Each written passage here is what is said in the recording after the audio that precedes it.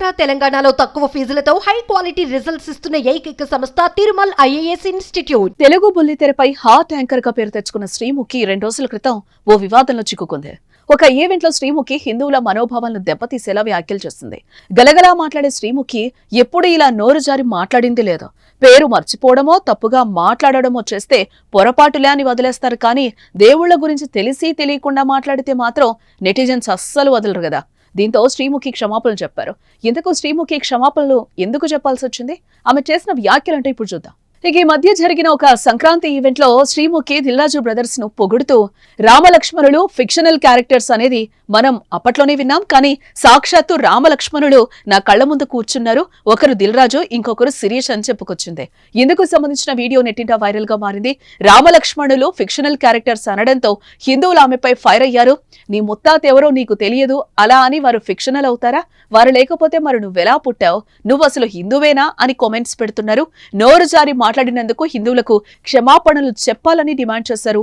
ఈ వివాదం పెనుదుమారంగా మారుతుందని భావించిన శ్రీముఖి సోషల్ మీడియా వేదికగా హిందువులకు క్షమాపణలు చెప్పుకొచ్చింది. అందరికీ నమస్కారం.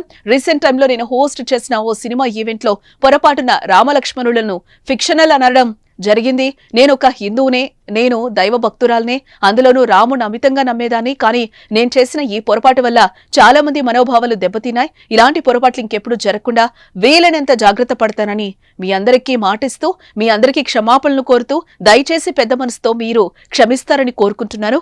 జై శ్రీరామ్ అంటూ చెప్పుకొచ్చింది. ప్రస్తుతం ఈ వీడియో నెట్టింట వైరల్ గా మారిందని చెప్పుకోవచ్చు.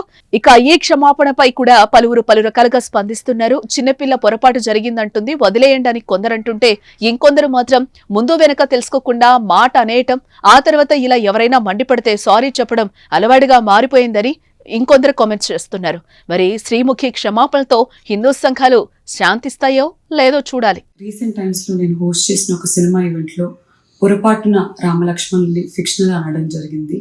నేను ఒక హిందువుని, నేను దైవ భక్తురాల్ని, అందులోనూ రాముడిని అమితంగా నమ్మేదాన్ని, కానీ నేను చేసిన ఈ పొరపాటు వల్ల చాలా మంది మనోభావాలు దెబ్బతిన్నాయి.